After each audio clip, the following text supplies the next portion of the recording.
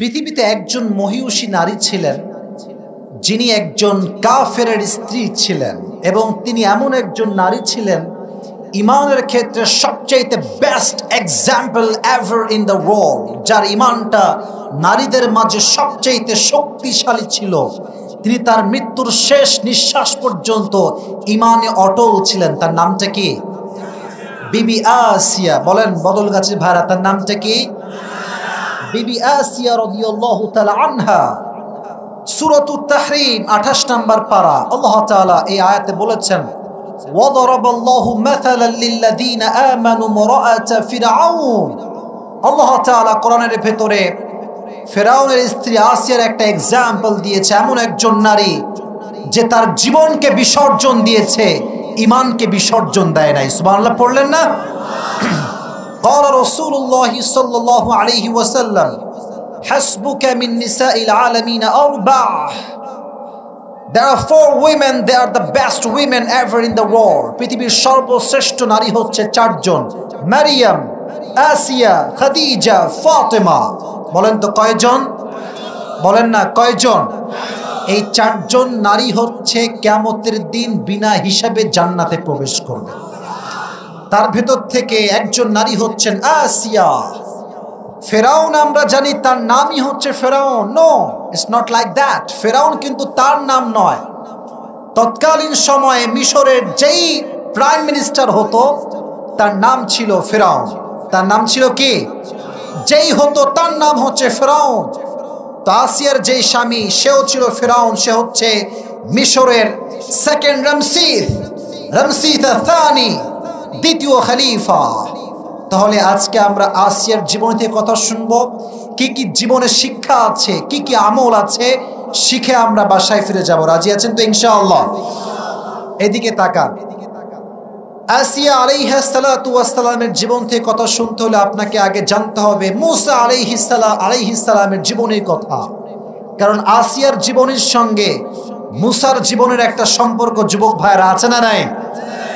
আসিয়ার স্বামী ফেরাউন যখন স্বপ্নে দেখলো যে তার এই রাজত্ব একদিন শেষ হবে, তার পুরো রাজত্ব একদিন ধ্বংস হবে বনি ইসরাইল একজন যুবকের দ্বারা, যে যুবকটা বনি ইসরাইল থেকে হবে, সে নবীর নামটা কি বলেন তো বদলগাছির ভাইরা?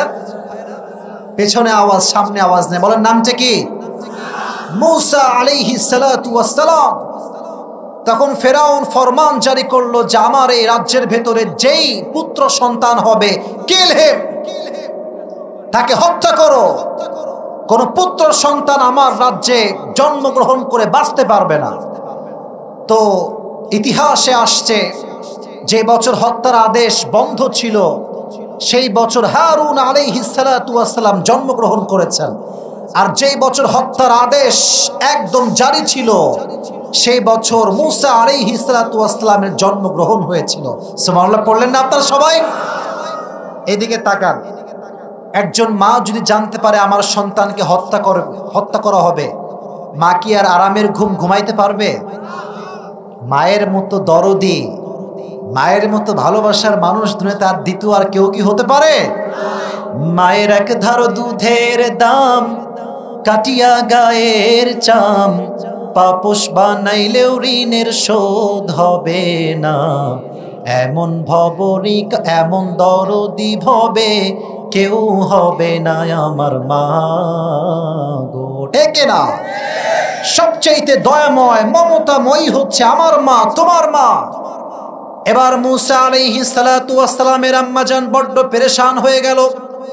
সন্তানকে আমি কি করব, কোথায় তাকে আমি নিরাপত্তা দিব? আল্লাহ রাব্বুল আলামিন আয়াত নাজিল করলেন, ওয়া আওহাইনা ইলা উম্মি মুসা আন আরদিঈ। হে মুসার মা, তুমি তোমার সন্তানকে যদি ভয় পাও, ফাইদা খিফতি আলাইহি ফালকিহি ফিল ইয়াম্মি ওয়ালা তাখাফি ওয়ালা তাহজানি। এদিকে তাকান। এটা হচ্ছে টিস্যুর বক্স। এটা কিসের বক্স একটু ভালো করে বুঝবেন। আল্লাহ বললেন, এই মুসার মা, সুন্দর একটা কাঠের বক্স বানাও এবং মুসাকে সেই বক্সে রেখে দাও, এবং সেই বক্স বা বাক্স তুমি সমুদ্রে বা নদীর তীরে ভাসিয়ে দাও। আমি আল্লাহ তোমাকে ওয়াদা করলাম, ইন্না রাদুহু ইলাইক, আমি তোমার সন্তানকে তোমার বুকে আবার ফিরিয়ে দেব।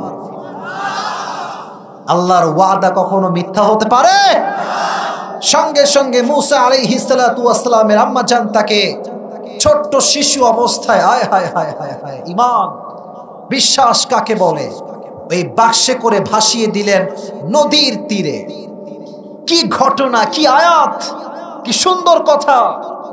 মুসা আলাইহিস সালাতু ওয়াস সালামের এই বাক্সটা চলতে চলতে চলতে চলতে বিবি আসিয়ার ঘাটে গিয়ে পৌঁছে গেল। সুবহানাল্লাহ, আপনাদের মুখে নাই, সবার জোরে সোরে সুবহানাল্লাহ পড়েন। বিবি আসিয়া সমুদ্রের তীরে বসে আছেন, বাতাস খাচ্ছেন, সঙ্গে তার কয়েকটা দাসী আছে। দূর থেকে দেখছেন ছোট্ট একটা বাক্স নদীর কিনার থেকে ভেসে আসছে। উনি বলেন, এটা কি? তোলো তো সবাই, নিয়ে আসো। যখন নিয়ে আসছে বাক্সটা, বলছে ওপেন দ্য ডোর, বাক্সের দরজা খোলো, বক্সটা খোলো।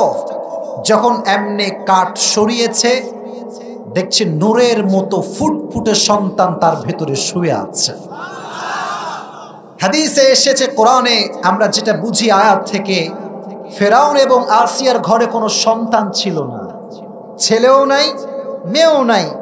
আরে ভাই, যেই স্বামী স্ত্রীর সন্তান হয় না, একমাত্র তারাই বোঝে সন্তান না হওয়ার কষ্ট কাকে বলে। ঠিক কিনা যুবকেরা বলো? তো আসিয়া তো সুন্দর বাচ্চা দেখে পটে গেছে। মেয়েরা দেখবেন বাচ্চা দেখে খুব ভালোবাসে, মেয়েরা বাচ্চা দেখলে চুমা খেয়ে লাল করে ফেলে। ঠিক কিনা যুবকেরা বলো? তো আসিয়া বলছে, খবরদার, এই বাচ্চায় কেউ হাত দিবা না। ফেরাউন কোথায়? আমার স্বামী কোথায়? এদিকে আসেন। কি হয়েছে বউ? স্বামী যতই খারাপ হোক না কেন, বউ যা বলে শুনতে বাধ্য হয়, বউয়ের কথা শুনতে হয়। যত বড় এসপি হোক, র্যাব হোক, বিডিআর হোক, সেনাবাহিনী হোক, ওখানে তাদের বাহাদুরি চলে, বউয়ের সামনে সবাই কিন্তু মিনমিনে বিড়াল হয়ে যায়। ঠিক কিনা? তো ফেরাউন বলছে, কি হয়েছে আমার বউ, কি আবদার তোমার, বলো। বলছে, এই দেখেন একটা পুত্র সন্তান পেয়েছি, আমাদের তো কোনো সন্তান হয় না, আমাদেরকে এই সন্তানটা লালন পালন করলে খুব ভালো হবে, ভবিষ্যতে গিয়ে সন্তানটা আমাদের উপকারে আসবে। সুবহানাল্লাহ পড়েন। ভিডিওটা কার ভিডিও? প্রজেক্টরের ভিডিও হচ্ছে না? আচ্ছা, কোনো সমস্যা নাই, এটা চেঞ্জ করে দিলে হবে। এখানে কাউন্টার দেওয়া যাবে না, যে আছে তাকে বললেই হবে। একটা আলোচনা হচ্ছে গভীরতা। এই সাদা পাঞ্জাবি, সাদা পাঞ্জাবি, বসে পড়েন, বসে পড়েন। একজন উঠা যাবে না, কারণ আমরা নিয়ত করেছি দোয়া করে যাব। রাজি আছেন তো ইনশাআল্লাহ? আর বদল গাছিতে আমার বিশ্বাস আছে 12টা না বাজলে একটা যুবক এখান থেকে ডান বাম হতে পারবা না। ঠিক না যুবকেরা বলো? 1 ঘন্টা ওয়াজ করব, আমি আগেই ওয়াদা করেছি, আমাকে আমার ওয়াজ করতেই হবে। শুনবেন তো ইনশাআল্লাহ? এবার আসেন, যখন সেই সন্তানকে তারা পেল, ফেরাউন তো আদেশ দিয়েছিল যত পুত্র সন্তান হবে কিল হিম, মেরে ফেলো তাকে। আল্লাহ বললেন, তুই আমার মুসাকে মারবি, আমি আমার মুসাকে তোর রাজ প্রাসাদে লালিত পালিত করবো। সুবহানাল্লাহ পড়ে। ফেরাউন বলছো, তুমি এই বাচ্চাকে নিবা তোমার পুত্র পালক হিসেবে? নাও না, আমি তোমার সঙ্গে সাপোর্টার হিসেবে আছি। কিন্তু ওই যে মুসার মা তার সন্তানকে ভাসিয়ে দিয়েছে, তার পেছনে পেছনে তার একজন বোনকে পাঠিয়েছে খবর নেওয়ার জন্য যে আমার বাক্স যায় কোথায়।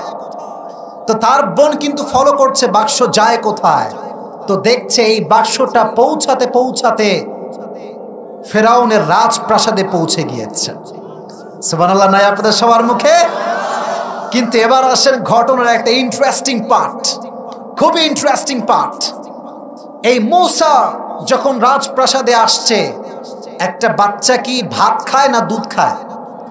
এই বদল গাছের বাইরে কথা কয় না, কি খায়?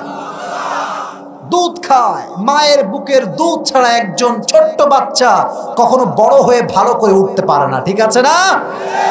এখন তো আবার ডানো বের হয়েছে, হ্যাঁ আছে না? আছে না? যারা বুকের দুধ না খাওয়ায় ডানো খাওয়ায় বড় করবেন, আপনার বাচ্চা ব্রয়লার মুরগির মতো মোটকা হয়ে যাবে।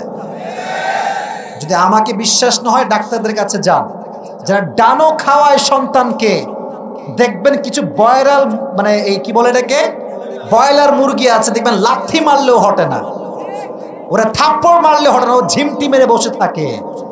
যেই সন্তান মায়ের বুকের গর্ভের দুধ খায় না সে ব্রয়লার মুরগি হয়ে যায়। ঠিক না যুবকেরা বলো? মূসা আলাইহিস সালাতু ওয়াস সালাম ছোট্ট বুকের বাচ্চা, ছোট্ট শিশু, যখনই তার সামনে কোনো দুধ দেওয়া হয় সে কারো দুধ খায় না, কারো দুধ খায় না।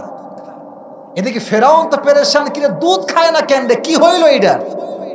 এখন ওই সেই বোনটা পিছনে পিছনে আসছে, সুযোগ বুঝে কোপ বলছে, আচ্ছা ফেরাউন, আমি যদি আপনাকে এমন একজন মায়ের সন্ধান দেই যেই মা যেই বাচ্চাকে দুধ পান করায় সেই বাচ্চাই দুধ খায়, তাহলে আপনি কি তাকে প্রাসাদে ঢোকার অনুমতি দিবেন? বলছে অবশ্যই, তাকে নিয়ে আসো। এবার সেই বোন মূসার মাকে খবর দিয়েছে, চলেন আপনার জন্য রাজপ্রাসাদে ফেরাউন অপেক্ষা করছে। তো মা তো ভয় পেয়ে গেছে, আরে আমার জন্য ফেরাউন অপেক্ষা, কারণ কি? আপনি গেলেই বুঝবেন কাহিনী কি, চলেন আমার সাথে। যখন প্রাসাদে নেওয়া হলো, মূসার মা দেখছে তার সন্তান আসিয়ার কোলে হেলে দুলে খেলছে। আপনার সুবহানাল্লাহ জোরে সোরে পড়তে পারলেন না? আমার সাথে সুবহানাল্লাহ পড়েন না। তো বলছে, মহারাজ আমাকে কেন ডাকা হয়েছে? বলছে এই যে বাচ্চাটা আছে, এই বাচ্চা কারো দুধ খাচ্ছে না, শুনেছি তোমার দুধ নাকি বাচ্চারা পান করে। তো মূসা আসিয়ার কোলে কান্না করছে, চিৎকার করে করে কান্না করছে আর হেলছে দুলছে। তো যখন এই বাচ্চাকে নিয়ে ওই মহিলার কোলে দেওয়া হলো, সঙ্গে সঙ্গে মূসার চিৎকার মার্কা কান্না নিমিষেই চুপ হয়ে গেল। যেই বাচ্চা কারো দুধ খাচ্ছিল না, তার মায়ের কোলে যাওয়ার সঙ্গে সঙ্গে চুপ হয়ে দুধ পান করতে শুরু করলো। ফেরাউনের চোখ গেছে ছানা বড়া হয়ে, আরে এই বাচ্চা কারো দুধ খায় না, এই মহিলার দুধ কেন খায়? আল্লাহ বলছে, এটাই তো আমার লীলা খেলা। ঠিক কিনা বলো যুবকেরা? আমি যারে বাঁচাইতে চাই তারে কেউ মারতে পারবে না, আর আমি যাকে মারতে চাই তাই কেউ বাঁচাইতে কোনো ক্ষমতা পাবে না। ঠিক না? আমি তো মূসাকে বাঁচাবো, এটা আমার প্রমিস, এটা তো আমার ওয়াদা।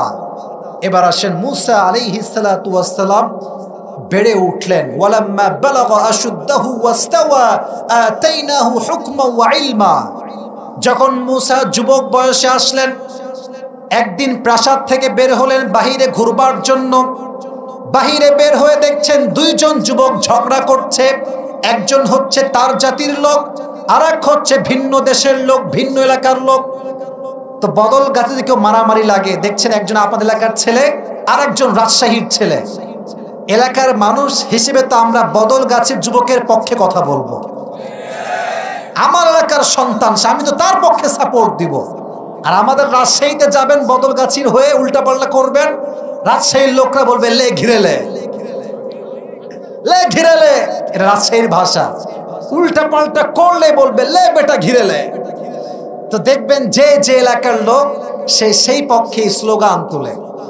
সেই দিন আমি মাহফিলে যাচ্ছিলাম, কুড়িগ্রাম, নাম শুনছেন আপনারা? নাম শুনছেন আপনারা সবাই? ওইদিকে মাহফিল ছিল। ছোট্ট একটা কথা মনে পড়ে গেছে, তাফসীরের মাঝে বলা যাবে না, বলবো না? তাকবীর দেন সবাই, লিল্লাহি তাকবীর। আমরা একটু গলি রাস্তা আছে না, গলি মার্কা রাস্তা, যেগুলো ছোট্ট ছোট্ট রাস্তা, রাস্তা দিয়ে কার নিয়ে যাচ্ছি। এটা অবাক করা বিষয় যে গ্রামের মানুষ কতটা ঐক্যবদ্ধ হয়ে চলে। শহরের এক ফ্ল্যাটে কেউ মরলে সেকেন্ড ফ্ল্যাটে কেউ জানে না, আর গ্রামে কারো গায়ে চুল পরিমাণ কেউ টাচ করলে পুরো এলাকার মানুষ রামদার হাইসা নিয়ে বের হয়ে যায়। ঠিক না? এখানে ঐক্যবদ্ধতা আছে। তা আমার যে ড্রাইভার আছে সে একজন রিক্সা চালককে বা ভ্যান চালককে একটু চাপ দিয়েছে। চাপ দেওয়া মানে হচ্ছে সে যাচ্ছে রাস্তা দিয়ে, ওরা যখন ক্রস করবে একটু চাপ খাইছে, ও তো চাপ খেয়ে উল্টে পড়তে গিয়ে আবার থেমে গেছে। আর আমরা তো পার হয়ে গিয়েছি। একটু সামনে গিয়ে দেখছি পুরো রাস্তা ব্লক, সামনে টেবিল টেবিল দিয়ে কয়েকশো যুবক দাঁড়ায় আছে, ওই গাড়ির লোককে আজকে মারবে। কারণ এদিক থেকে ওই মুরব্বী কল দিয়েছে, একটা গাড়ি, কালো গাড়ি আমাকে যাওয়ার সময় ধাক্কা মারছে, ওর ধর। পুরো মোড় এলাকা ব্লক, সব যুবকরা সামনে দাঁড়ায় আছে। আমি বললাম কি হইল রে ভাই? তা আমি কিন্তু ভেতরে আছি। ওই মুরব্বী এসে মিথ্যা কথা বলতেছে কি জানেন? বলছে আমাকে উল্টে ফেলাই দিছে, ওর কিন্তু কিছুই হয় নাই।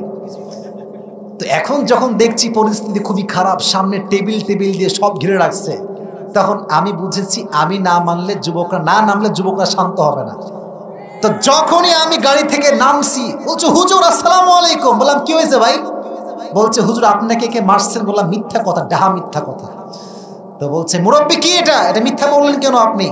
বলছে আমার উদ্দেশ্য আপনাদেরকে আটকানো, তাই এটা বলছি, তাই এটা আটকাই দিচ্ছে। তো ফোন দিয়ে আটকাই দিচ্ছে আমাদেরকে। তো মাথায় রাখবেন, যদি মানুষ ঐক্যবদ্ধ হয় তাহলে পৃথিবী কোনো শক্তি তাদেরকে পরাজয় করতে পারে না। ঠিক কিনা বলেন যুবকেরা? তো এইদিকে যখন মুসা দেখছে যে দুইজন মারামারি লাগছে, একটা আমার দলের লোক আর একটা ভিন্ন জেলার লোক, তো মুসা তার গোত্রের লোকের পক্ষ নিয়েছে। তো কি করছে জানেন? যে বিপক্ষের লোক ওরে ধইরা নাক বরাবর একটা ঘুষি মারছে।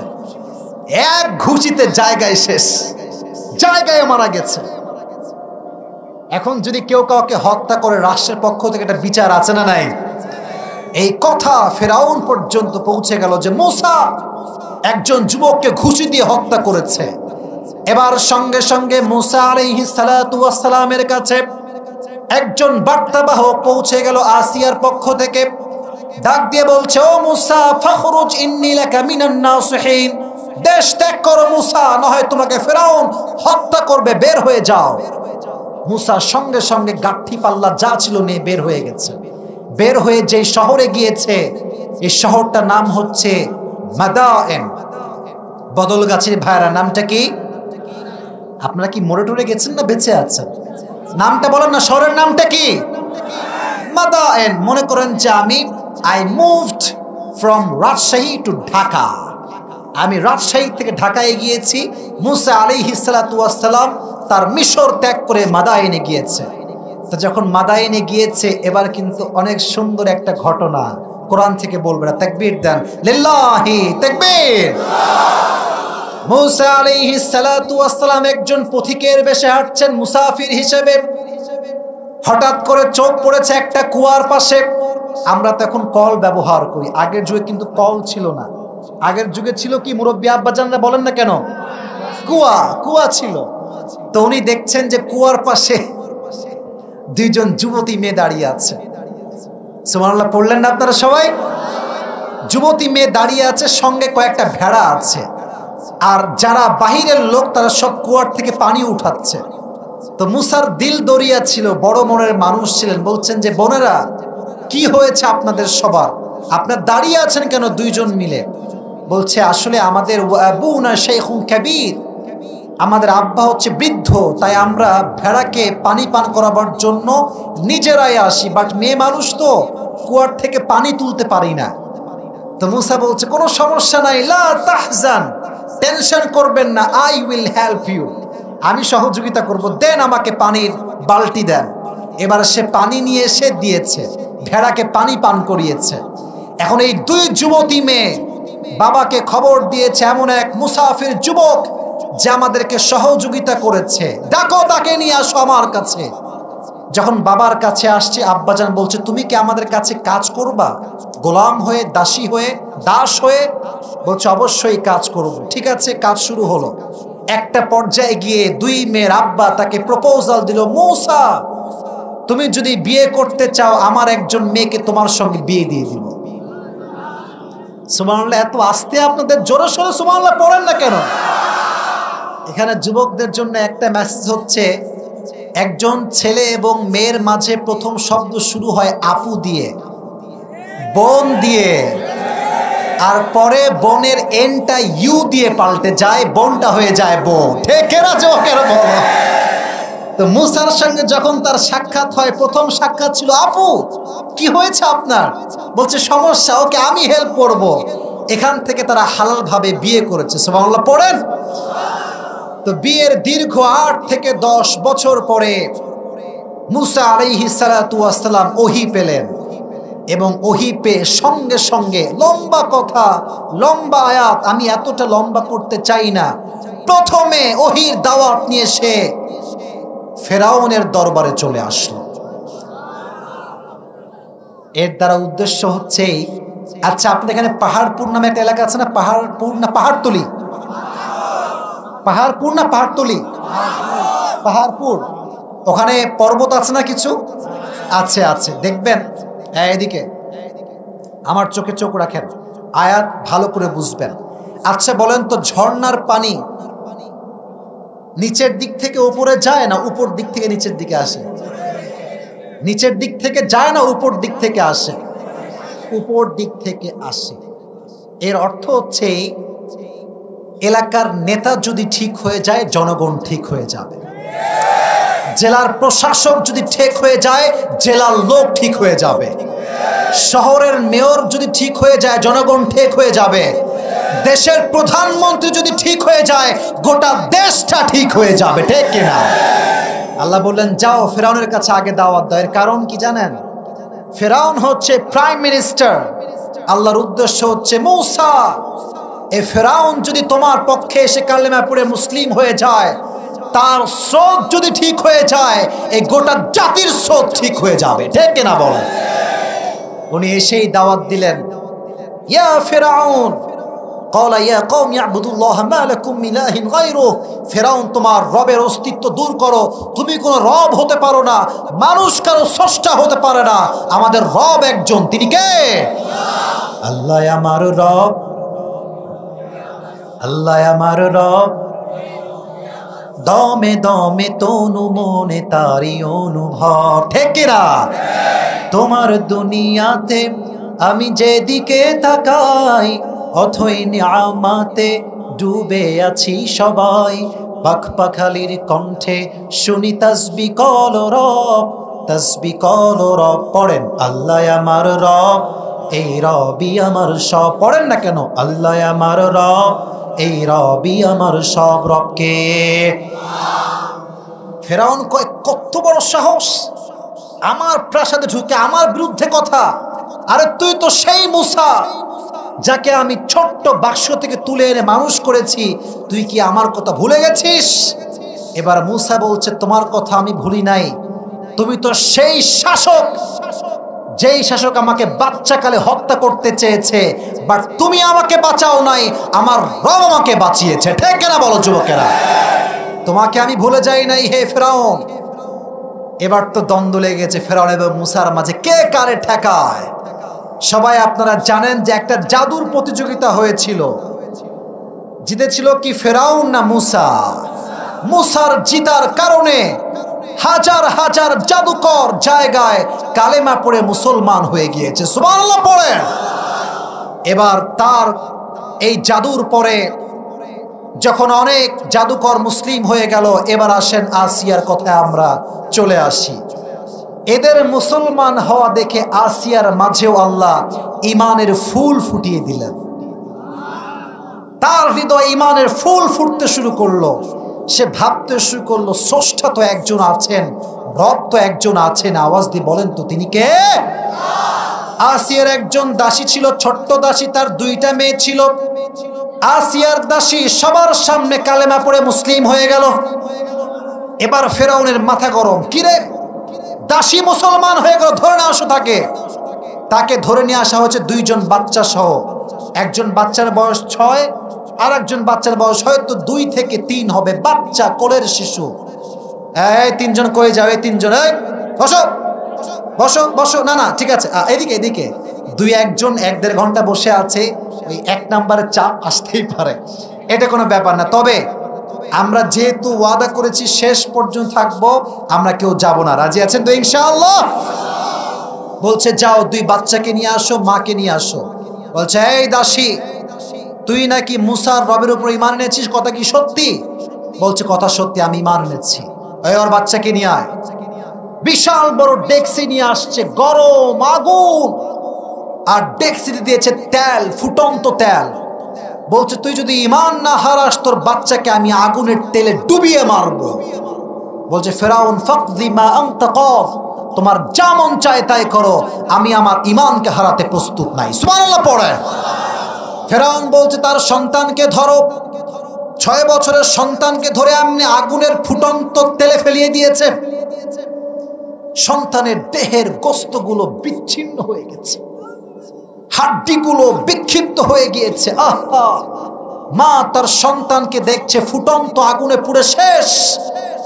এবার বলছে, এই দাসী, এই এখনো সময় আছে, এখনো তোর কালেমা ছাড়, না তোর দুধের শিশুকে এভাবে হত্যা করব।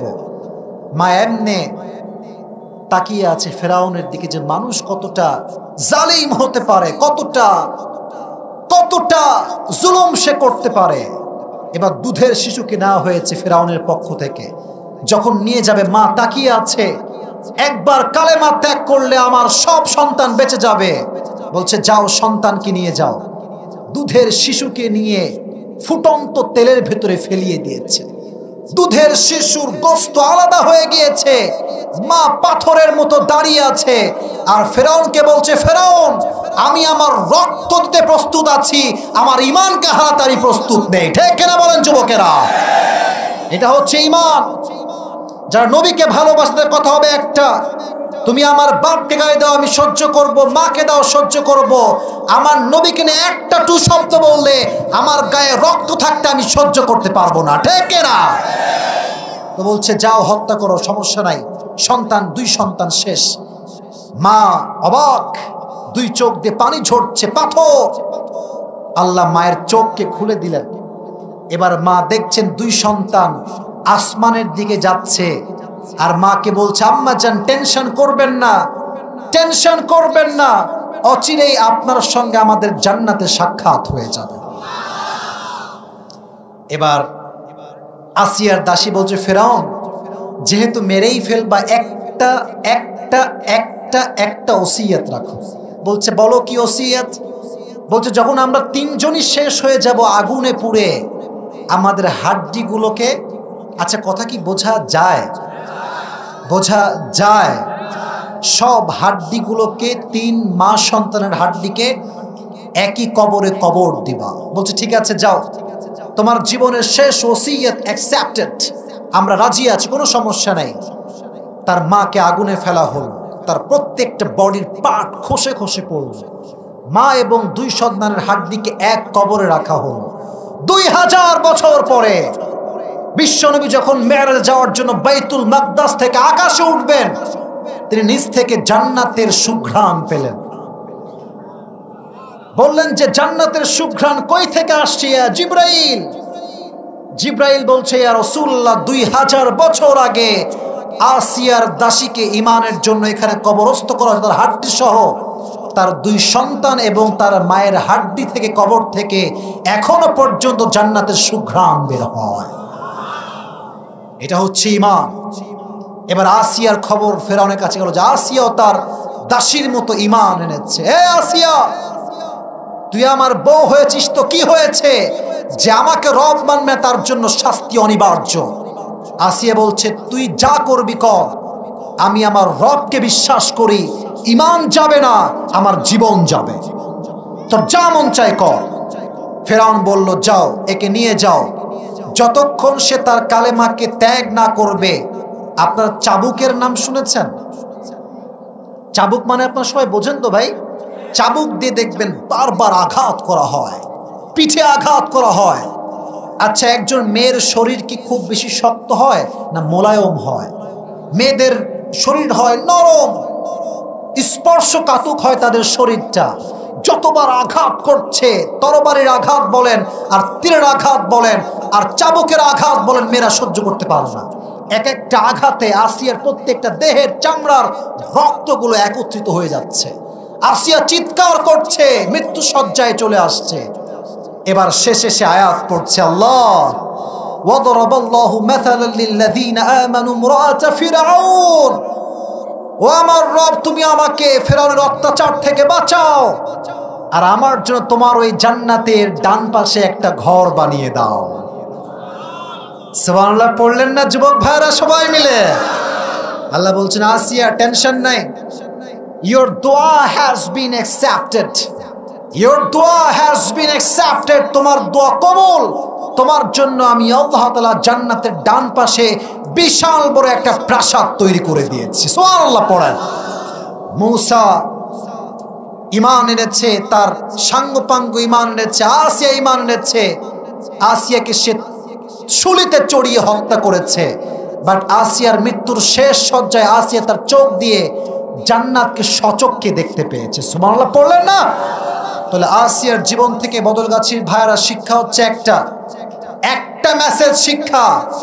এদেশে নাস্তিক আছে না নাই? বলেন বলেন বলেন, আছে না নাই? আছে না নাই? আছে না নাই? ব্লগার আছে না নাই? নবীকে গালি দেয় এরকম কুলাঙ্গার সন্তান আছে না নাই? আমাদের কথা হচ্ছে একটা, যদি আমাদেরকে তরবারির সামনে মোকাবেলা করতে হয়, আমাদের গর্দান আমরা পেয়ে দিব, তবে ইমানের পথ থেকে আমরা হতে দাঁড়াবো না। ঠিক কিনা বলো যুবকেরা? আমাদের স্লোগান হবে একটা, আমার এই দেশের মাটিতে হোক, যে কোনো মাটিতে হোক, ইসলাম যদি কায়েম করতে হয়, ইমানের আলো যদি জ্বালাইতে হয়, আর তার জন্য যদি জীবনকে কোরবান করতে হয়, জীবন দিতে কারা কারা প্রস্তুত? দুটো হাত তুলে আল্লাহকে দেখায় দাও বদলগাছীর ভাইরা।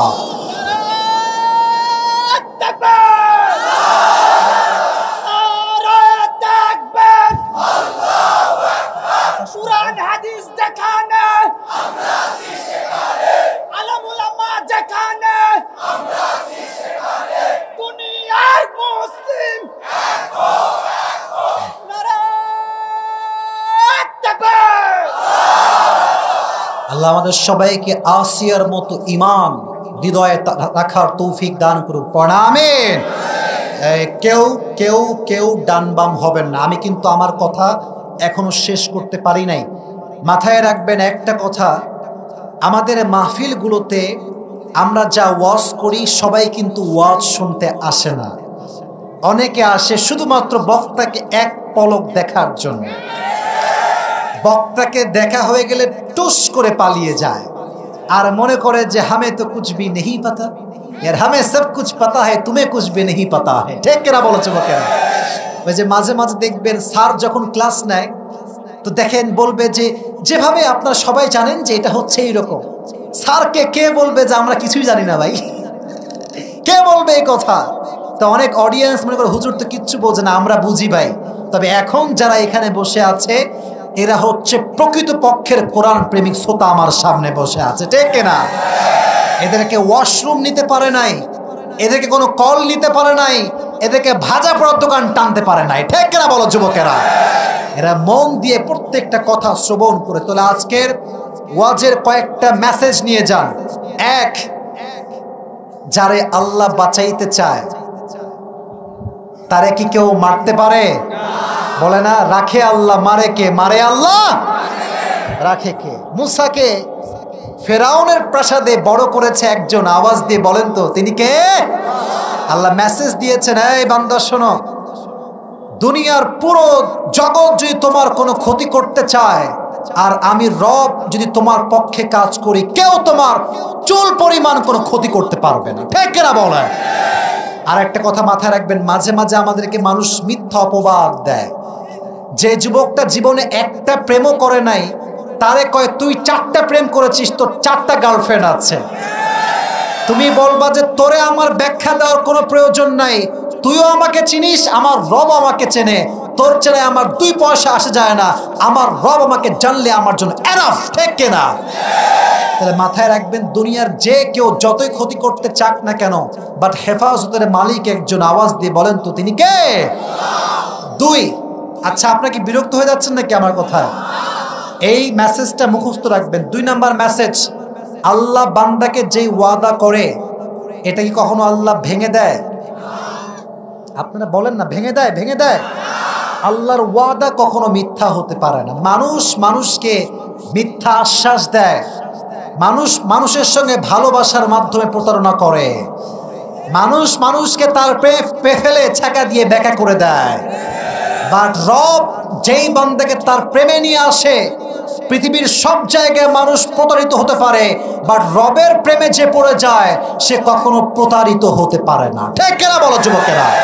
তাহলে আল্লাহ বান্দাকে যেই ওয়াদা করে, আল্লাহ কখনো বান্দার ওয়াদাকে কখনো ভঙ্গ করে না। সুবহানাল্লাহ। আপনারা সকলে পড়লেন না?